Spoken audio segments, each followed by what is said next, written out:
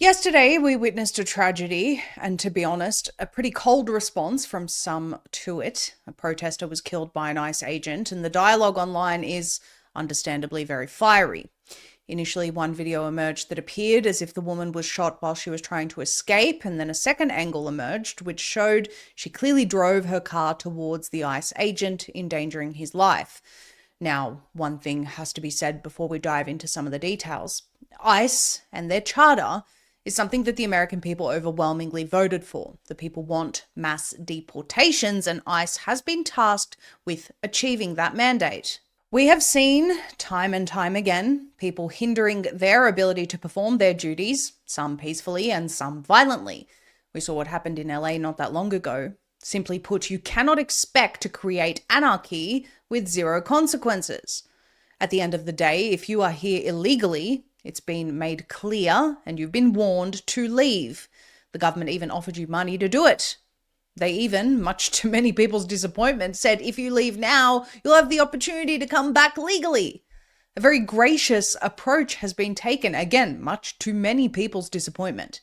The American people want these illegals out, and rightfully so. Many are claiming the government is doing nowhere near enough, and in fact, the deportation numbers are far too low. Herein lies the conundrum, however. People have a constitutional right to protest anything they like. That does not give them the right to hinder law enforcement in any way, and certainly not to be violent towards them. If people in this country feel so strongly about keeping illegals here, they can petition the government, create action groups, do whatever they feel is necessary within the law to achieve the outcome that they are seeking. What we're seeing, though, is yet again interesting levels of hypocrisy from the right. For example, I saw a viral post last night claiming that people who'd peacefully assembled for a vigil of sorts were clearly planning an insurrection and should all be in handcuffs, with many comments on the post agreeing with that individual. Imagine if after Ashley Babbitt was killed, conservatives gathered for a vigil and were met with the left calling for their arrest. As we've said many times on this show, the rule of thumb is, if it was the other side, how would you feel about it? There are arguments being had at the moment as to who was in the right and who was in the wrong in this situation. I guess we'll just have to wait for more evidence to come out. No doubt there will be an investigation of some sort. Having said that, people have reported that she was receiving confusing messaging from ICE at the time. Some were reportedly telling her to leave, while others were telling her to stay. Others have observed she appeared to be waving ICE through rather than blocking their path. Either way, what we saw here is extremely unfortunate. Is there a case and an argument to be made that this ICE agent feared for his life and acted accordingly? Of course there is. Does this mean people should celebrate a fellow citizen being shot and killed just because she is a leftist? I thought we widely condemned that when the left celebrated Charlie Kirk being killed. People lost their jobs for celebrating that. Should everyone on the right celebrating this woman's death lose their jobs now? You understand what we're saying.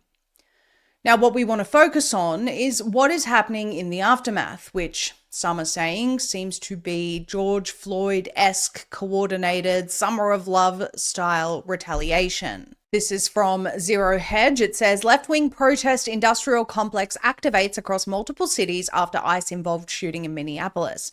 It didn't take long. Within hours of an ICE-involved shooting in the Minneapolis area, the Democratic Party's protest industrial complex moved into action, quickly creating conditions for coordinated demonstrations across multiple cities. The rapid response suggested these non-profit activist networks were on standby, waiting for a catalytic event as an army of radicals intensified pressure campaigns against federal agents, blocking streets, harassing officers, and openly doxing them. Shortly after the ICE-involved shooting that left one woman dead, multiple videos of the incident went viral on X. In at least one video, she appears to be blocking the street with her vehicle in an attempt to impede ICE agents, and is later shot and killed after advancing toward one of the agents. Numerous angles of the incident are circulating on X, offering competing narratives, and I think that's a fair assessment. The Democratic Party's propaganda machine, desperately searching for the next narrative after the optically displeasing Somali-linked daycare fraud scandal, was quick to deploy a new storyline. And you can see a screenshot there of all of the, it seems, very coordinated posts that went out. American Citizen and Legal Observer.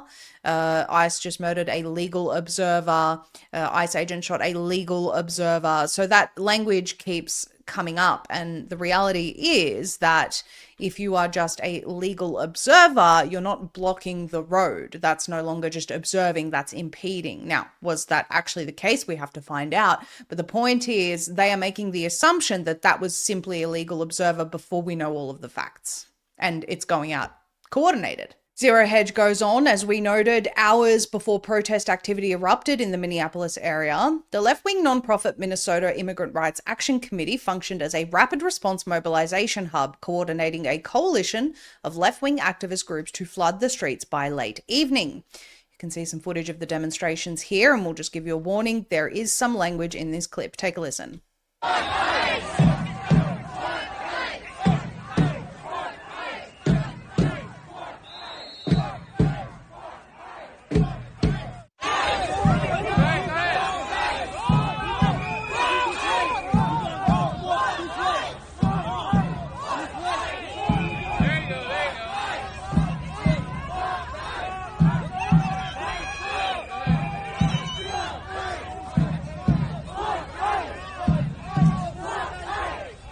And the rapid response extended beyond Minnesota. In New York, Party for Socialism and Liberation New York City, reportedly funded by China-based far-left billionaire Neville Roy Singham, mobilized activists within hours. Take a look at this.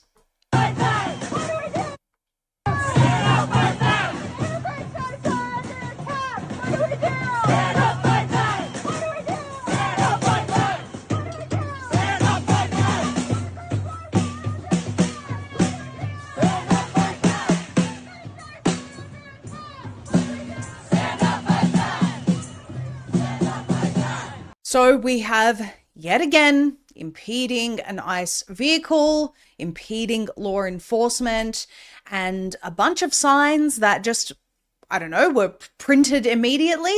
No, of course they weren't printed immediately. These people are obviously storing these signs and waiting for the call to head out and protest. So to claim that this isn't coordinated, I mean, to say that there is no organic response would be naive, but to claim that it isn't coordinated in some way would also be very naive. And you can see here that it says, looking ahead, the socialists are also planning a pro-Maduro protest in the US funded by the PSL. You can see there, they want to fight Trump's war against Venezuela, so on and so forth. It finishes with Democrats appear prime for a George Floyd 2.0 moment. Some people who are observing what is happening in America right now are saying that it looks like the country is on the brink of civil unrest. If this is true, is it planned or is it organic or a bit of both? We don't know, but what we can say is that perhaps not enough has been done to change the thinking of radicals who think it's justified to commit violence against law enforcement. Leaders are responsible for unifying the people of their nation under a shared vision, whether it be a local police chief, sheriff, a mayor, a governor, or even all the way up to the federal administration. Without a shared vision and unified leadership, a country will struggle and the division will amplify. What we have seen, though, is a hammer approach in the rhetoric, very little accountability, and no attempt to bring people back together. Rather than seeing people say that it is unfortunate what has happened to this person, we need cooperation from people to allow ICE to do their jobs. We never celebrate a tragedy like this, but we need everyone to get on board with the administration's mission. We see, well, she effed around and found out, and, well, we're here to keep impeding law enforcement. It seems to be an impossible situation, one that only unified leadership could fix, but it does not seem to be heading towards that particular solution.